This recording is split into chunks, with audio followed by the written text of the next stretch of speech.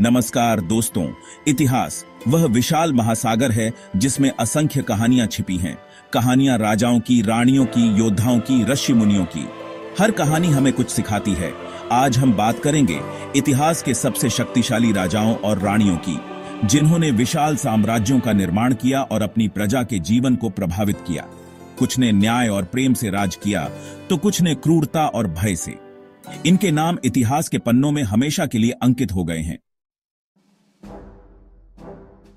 सिकंदर, एक ऐसा नाम जो शक्ति और विजय का प्रतीक है।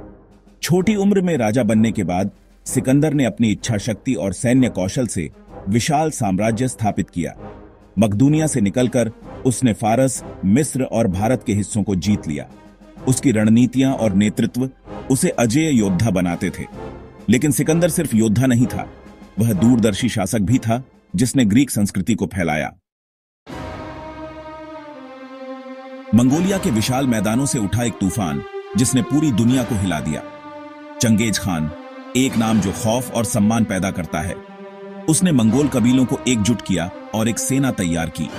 मंगोल साम्राज्य चीन से यूरोप तक फैल गया। उसकी सैन्य रणनीतियां और अनुशासन उसे इतिहास का सफल सेनानायक बनाते हैं। रोम, एक ऐसा नाम जो शक्ति और साम्राज्य का प्रतीक है, और इसी रोम को उसके चरम पर पहुंचाने वाला शासक था जूलियस सीजर। एक कुशल सेनापति और चतुर राजनीतिज्ञ, सीजर ने रोम को गणराज्य से साम्राज्य में बदल दिया। उसने गौल को जीता, मिस्र में अपनी धाक जमाई और रोम के भीतर भी अपने विरोधियों को परास्त किया। उसके शासनकाल में रोम ने अभूतपूर्व समृद्धि और शक्ति हासिल की। चैप्टर 4, सम्राट ऑगस्टस, शांति और समृद्धि का युग। जूलियस सीजर के उत्तराधिकारी सम्राट ऑगस्टस ने रोम को एक नया आयाम दिया। उसने रोम को एक स्थायी साम्राज्य में बदल दिया जिसने सदियों तक शासन किया। उसके शासनकाल में रोम ने शांति और समृद्धि का एक स्वर्णिम युग देखा। ऑगस्टस ने रोम की सेना को पुनर्गठित किया, कर व्यवस्था में सुधार किया और विशाल साम्राज्य को कुशलता से प्रशासित किया। चैप्टर 5, शार्लेमेन, पश्चिम का एकीकरण। 8वीं शताब्दी में जब यूरोप छोटे छोटे राज्यों में बंटा हुआ था, एक शासक ने उभरकर पश्चिम को एकजुट करने का बीड़ा उठाया। शार्लेमेन, फ्रैंक्स का राजा, एक महान योद्धा और दूरदर्शी शासक था। उसने अपने साम्राज्य का विस्तार करते हुए जर्मनी, इटली और स्पेन के कुछ हिस्सों को जीत लिया। उसने शिक्षा, कला और संस्कृति को प्रोत्साहित किया और यूरोप में एक नए युग की शुरुआत की। चैप्टर 6, महारानी एलिजाबेथ प्रथम, स्वर्णिम युग की शिल्पकार। इंग्लैंड के इतिहास में एक ऐसा नाम जो हमेशा के लिए अंकित है, महारानी एलिजाबेथ प्रथम।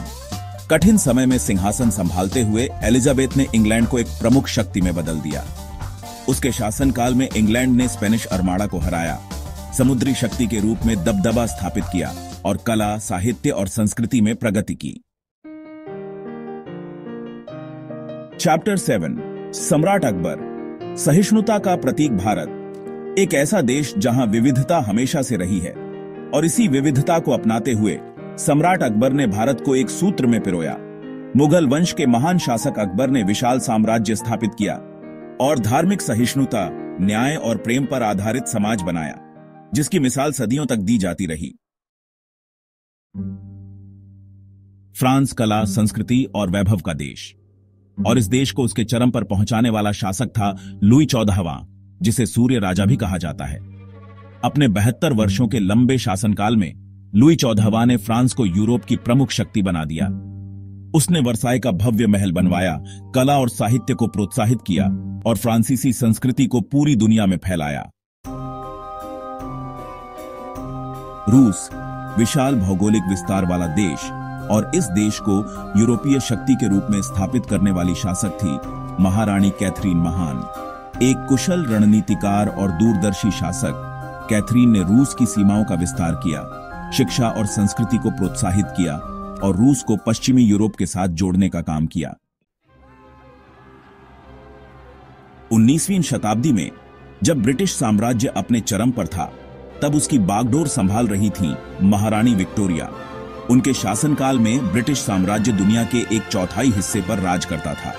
यह औद्योगिक क्रांति, सामाजिक सुधारों और वैज्ञानिक खोजों का युग था, जिसने ब्रिटेन को दुनिया की महाशक्ति बना दिया। दोस्तों, ये थे इतिहास के कुछ सबसे शक्तिशाली राजा और रानियां, जिन्होंने अपनी छाप छोड़ी है समय के फलक पर। इनके जीवन, इनकी उपलब्धियां, इनकी गलतियां, ये सब हमें कुछ ना कुछ सिखाती हैं। ये हमें बताती हैं कि सत्ता का क्या अर्थ होता है, जिम्मेदारी का क्या अर्थ होता है और नेतृत्व का क्या अर्थ होता है। तो आइए हम इतिहास से सीखें और एक बेहतर भविष्य का निर्माण करें।